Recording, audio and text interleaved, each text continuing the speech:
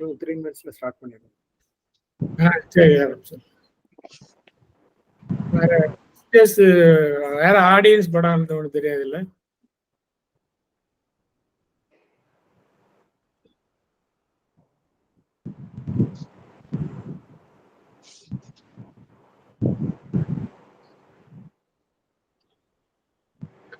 மூணு புள்ளி இருக்கும் அந்த இதுக்கு பக்கத்துல, போன் சிம்பிளுக்கு பக்கத்துல. அதை கிளிக் பண்ணிட்டு சேஞ்ச் லே அவுட்னு இருக்கும். அதை கிளிக் பண்ணிட்டு பண்ணிட்டீங்கன்னா மேல உள்ள ஃபர்ஸ்ட் ஆப்ஷன் ஆட்டோன்னு போட்டுக்கலாம். ஆட்டோன்னு போட்டுக்கிட்டீங்கன்னா அல்ல செகண்ட் ஆப்ஷன் போட்டுக்கலாம். அவ்வளவு பேரும் தெரியும். சரி. டைல்டு 2 ஆப்ஷன் போட்டுட்டாலும் எல்லாருமே தெரியும். சரி.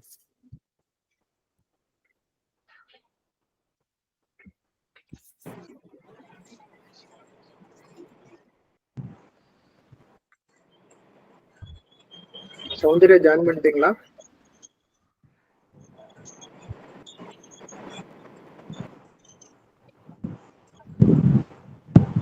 ஜாயின் பண்ணிட்டீங்களா?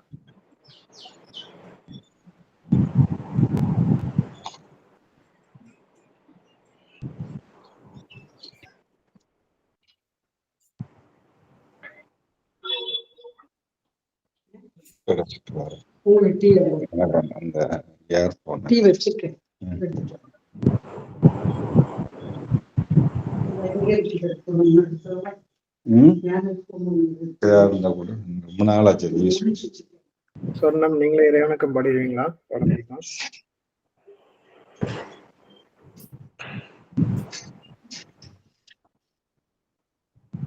தலையில மாட்டுறதா?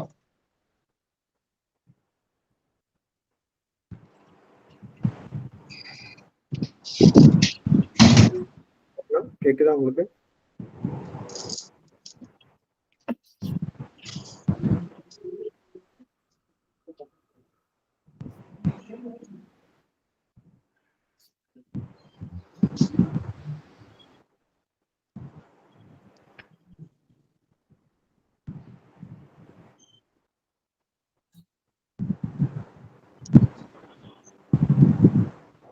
இதோட எப்படி லிங்க் பண்றது?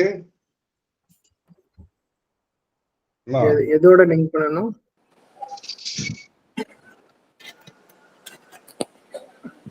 சொர்ணம், உங்களுக்கு இறைவனுக்கு பாட முடியுமா? இன்னும் அவங்க ஜாயின் பண்ணல. ஓ சரி, என்ன பாட்டு பாடலாம்? உங்களுக்கு எது வேணும்? நான் ஜாயின் பண்ணிட்டேன். Okay okay. நான் ஆல்ரெடி ஆரம்பிச்சிடலாம் சொர்ணம். 11 o'clock. இப்பவே ஆரம்பிக்கலாமா? இல்ல, சொர்ணம் பேசிட்டு அப்புறம் உங்ககிட்ட சொல்லுவாங்க. நீங்க சரி ஓகே. வணக்கம். கூப்பிடவா?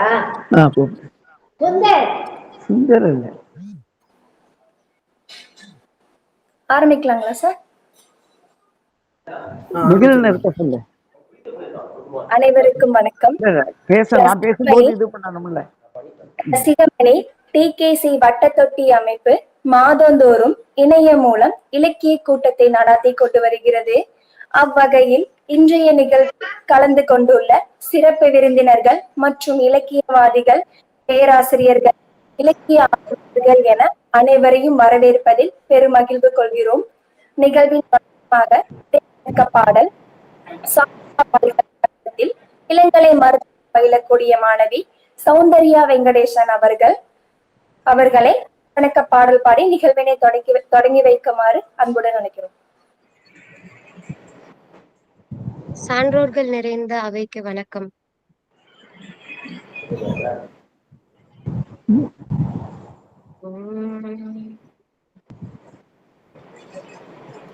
காற்றினிலே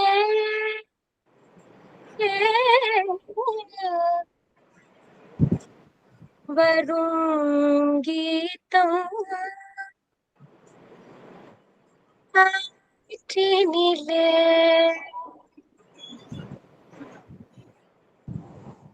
காற்றினிலே வரும் கீதம், காற்றினிலே வரும் கீதம், கண்கள் பணித்திட பொங்கும் கீதம், கள்ளும் கனியும் கீதம், காற்றினிலே வரும் கீதம், பட்டமலர்கள் தலைக்கும் கீதம் பண்ணொளி பொங்கிடும் கீதம் காட்டு விளங்கும் கேட்டு மயங்கும் மதுர மோகன கீதம் காட்டு விளங்கும் கேட்டு மயங்கும் மதுர மோகன கீதம் நெஞ்சினிலே கனலை எழுப்பி நினைவழிக்கும் கீதம் காற்றினிலே வரும் கீதம் சுனை வண்டுடன் சோலை குயிலும் மனம் குவிந்திடவும் வானவெளி தனில் தாரா கணங்கள் தயங்கி நின்றிடவும் ஆலயம் சொல்வேன் மாய பிள்ளைவேன் குழல் போய் கீதம் காற்றினிலே வரும் கீதம் காற்றினிலே வரும் கீதம் நிலாமலர்ந்த இரவினில் தென்றல் உலாவிடும் நதியில் நிலாமலர்ந்த இரவினில் தென்றல் உலாவிடும் நதியில் நீல நிறத்த பாலகன் ஒருவன் குழல் ஊதி நின்றான் நீல நிற பாலகன் ஒருவன் குரல் ஊதி நின்றான் காலமெல்லாம் அவன் காதலை எண்ணி உருகுமோ என் உள்ளம் காற்றினிலே வரும் கீதம் காற்றினிலே வரும் கீதம் காற்றினிலே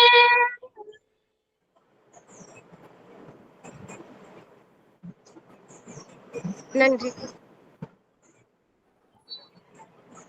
காற்றினிலே வரும் கீதம் என்று பாடி நிகழ்வினை தொடங்கி வைத்தவர் மாணவிக்கு நன்றி. வட்டத்தொட்டி அமைப்பின் இன்றைய நிகழ்வின் பொருண்மையாக தி.க. சிவசங்கரன் அவர்களுக்கு 100ஆண்டு விழாவினை முன்னெடுத்துள்ளது. தி.க.சி. என்று அன்புடன் அழைக்கப்படும் திருநெல்வேலி கணபதி சிவசங்கரன் அவர்கள். படைப்பு கலை இலக்கிய விமர்சன களத்தில் 60 ஆண்டுகளுக்கு மேல் பயணித்தவர். மூத்த எழுத்து கலைஞன், வரட்டு வேதாந்தம், சமூக பயனற்ற சக்கை எழுத்துக்கள், தனி மனித புலம்பல் இலக்கிய மாதிரியான இலக்கிய படைப்புக்கு எதிராக விமர்சன சாலையை சுழற்றியவர்.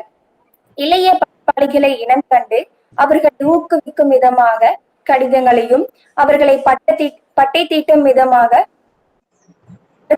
கூறியவர். இதனையே இவருடைய இலக்கிய பணியாகவும் செய்தவர். கலை இலக்கியம்களுக்காகவே என்ற மார்க்சிய கருத்தை முன்வைத்தவர். லட்சிய இலக்கியம், ரசிக இலக்கியம் என மனிதநேய சமதர்மத்துக்கு அப்பாற்பட்ட எழுத்துக்களை விமர்சிக்க ஒருபோதும் தயங்கியதில்லை. மகாகவி பாரதி, புதுமை பித்தன் போன்ற எழுத்தாளுமைகள் கல்வி பயின்ற இந்து கல்லூரியின் தமிழ் பேராசிரியர்களான மு. அருணாச்சலம், முத்துசிவம் ஆகியோர் ஊட்டிய தமிழுணர்வால் பெரிதும் ஈர்க்கப்பட்டவர். விமர்சனங்கள், மதிப்புரைகள், பேட்டிகள் என்ற நூலுக்காக சாகித்ய அகாதமி விருது பெற்றவர். திறனாய்வாளர், இதழாசிரியர், இளம் எழுத்தாளர்களை அறிமுகம் செய்வது என்று இவரது இலக்கிய பணி சிறப்பித்தது. தி.க.சியின் வாழ்க்கை வரலாற்று குறித்தும் எழுத்துலகம் குறித்தும் 21 ஈஸ்ட் சுடலை மாடன் தெரு, திருநெல்வேலி டவுன் என்று ஒரு ஆவணப்படம் ஒன்று அவர் வாழ்ந்த காலத்திலேயே வெளிவந்துள்ளது மிகவும் சிறப்புக்குரியது. அவ்வகையில் இந்நிகழ்வில் முதலாவதாக தி.க.சியும் நானும் என்ற தலைப்பில் சிகரம் செந்தில்நாதன் ஐயா அவர்கள் உரையாற்ற இருக்கிறார். சிகரம் செந்தில்நாதன் ஐயா அவர்கள் கட்டுரை, புதினங்கள், திறனாய்வு, சமயம் என பல்வேறுபட்ட தளங்களில் தனது முத்திரையை பதித்தவர். அவரது பள்ளி காலத்தில் தொடங்கிய வாசிப்பு என்பது தற்போது வரை தற்போது வரை தொடர்ந்து வந்து கொண்டிருக்கிறது என்று கூறலாம். தமிழ் வாணனில் தொடங்கி பாரதி, பாரதிதாசன், ஜெயகாந்தன், மு வரதராசனார், புதுமை பித்தன், கண்ணதாசன் போன்றவரின் எழுத்துக்களை சிறு வயதில் இருந்தே படித்தவர் மற்றும் அதன் தாக்கத்தால் அன்றிலிருந்தே எழுத தொடங்கியவர். 1967 தமிழ் சிறுகதைகள் ஒரு மதிப்பீடு என்ற நூல் இவருடைய முதல் படைப்பாக வெளிவந்தது. வழக்கறிஞராக தனது தொழிலை தொடங்கிய இவர் வாசிப்பின் தொடர்ச்சியாக சிகரம் என்ற இதழை 1975 தொடங்கினார்.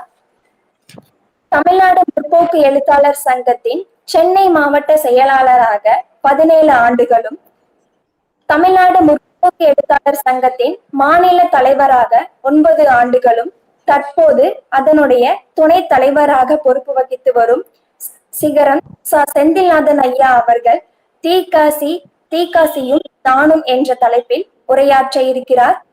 அன்னார் அவர்களை அன்புடன் அழைக்கின்றோம். கேக்குதா நான் பேசுறது?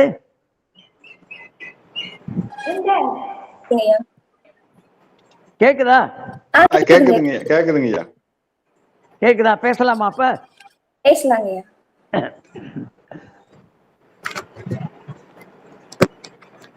புகழ்பெற்ற ரசிகமணியின் ஒரு இலக்கிய ஆளுமைகளை அடக்கிய அமைப்பான வட்ட தொட்டியில் கலந்து கொண்டு பேசுவதில் நான் மகிழ்ச்சி அடைகிறேன். அதிலும் குறிப்பாக தீக்காசி அவர்களை பற்றி பேசுவது என்பது பெருமகிழ்ச்சியை தருகிறது. எனக்கும் தீக்காசிக்கும் உள்ள நட்பு, உறவு, தோழமை பற்றி பேசுவதற்கு ஒரு வாய்ப்பு கிடைத்ததையே நான் மிகப்பெரிய மகிழ்ச்சியாக கருதுகிறேன். 1965 கடைசி அல்லது 1966 தொடக்கத்தில் நான் தீக்காசியை சந்தித்தேன்.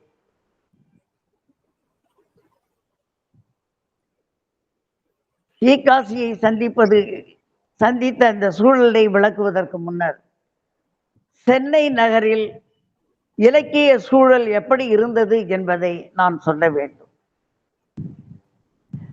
1960களில் சென்னையை பொறுத்தவரையில் இலக்கிய அமைப்புகள் மிக குறைவு. திராவிட முன்னேற்ற கழகம் வேகமாக வளர்ந்து கொண்டிருந்தது. அது சார்ந்த மொழி இலக்கியம் பற்றி பேசுகிற கூட்டங்கள் தான் அதிகமாக நடக்கும். சென்னையிலே, குறிப்பாக வட சென்னையிலே இருக்கக்கூடிய YMCA பட்டிமன்றம், Gokhale hall, Saint Mary's hall போன்றவைகளில் திராவிட முன்னேற்ற கழகம் சார்ந்த கூட்டங்கள் நடக்கும். அந்த கூட்டங்களில் இன்றைய நவீன இலக்கியம் பற்றியெல்லாம் யாரும் பேச மாட்டார்கள்.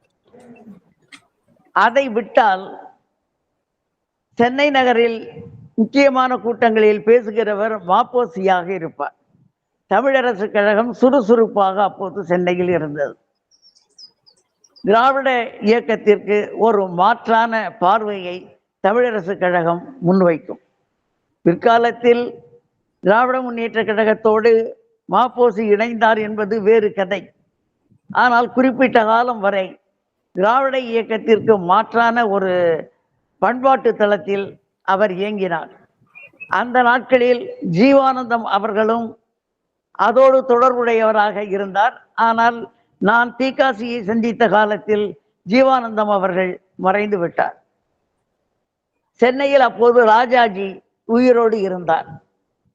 ராஜாஜி உயிரோடு இருக்கும்போது அவருக்கென்று ஒரு அறிவுஜீவிகளின் கூட்டம் இருந்தது. அந்த அறிவுஜீவிகள் ஒரு அமைப்பை வைத்திருந்தார்கள். லட்சுமிபுரம் யங்மென் அசோசியேஷன் என்று பெயர். அந்த சங்கத்திற்கு ஒரு முக்கியமான அம்சம் என்னவென்றால், அதிலே யார் பேசினாலும் அது பத்திரிகையிலே வரும். அப்படிப்பட்ட ஒரு ஊடக செல்வாக்கு பத்திரிகை செல்வாக்கு உள்ள அமைப்பு அது. மாற்றான ஒரு அமைப்பாக கலை இலக்கிய பெருமன்றம் இருந்தது. கலை இலக்கிய பெருமன்றம் அவ்வளவு சுறுசுறுப்பாக அந்த காலகட்டத்தில் இல்லை. பிறகு இலக்கியம் பற்றி பேசுவதற்காக இருந்த ஒரே அமைப்பு தமிழ் எழுத்தாளர்கள் சங்கம்தான். தமிழ் எழுத்தாளர்கள் சங்கம் தன்னுடைய கூட்டத்தை எங்கே நடத்தும் என்று சொன்னால், அங்கு சென்னை அண்ணா சாலை என்று சொல்லப்படுகிற மவுண்ட் ரோடிலே மகாஜன சபை என்று ஒரு சபை உண்டு. இப்போது யாருக்கும் அது தெரியாது. சுதந்திர போராட்ட காலத்தில் தமிழ்நாட்டிலேயே தோன்றிய முதல் சபை மகாஜன சபை. இப்போது அந்த சபை எங்கே இருக்கிறது என்று கேட்டால் யாருக்கும் தெரியாது. எல்ஐசியை தெரியும். எல்ஐசிக்கு பக்கத்திலே இருந்ததுதான் மகாஜன சபை. அந்த நாளில் இந்த லொகேஷன் சொல்ல வேண்டும் என்று சொல்வார்கள் அல்லவா, முக்கியமான இடம் எது என்று. அதற்கு மகாஜன சபையை தான் சொல்வார்கள். மகாஜன சபைக்கு அருகில் என்று சொல்வார்கள். இப்போது எல்ஐசிக்கு அருகில் என்று சொல்கிறார். அந்த மகாஜன சபையில் தமிழ் எழுத்தாளர் சங்கத்தினுடைய கூட்டம் நடக்கும். இந்த தற்கால இலக்கியம் பற்றியும்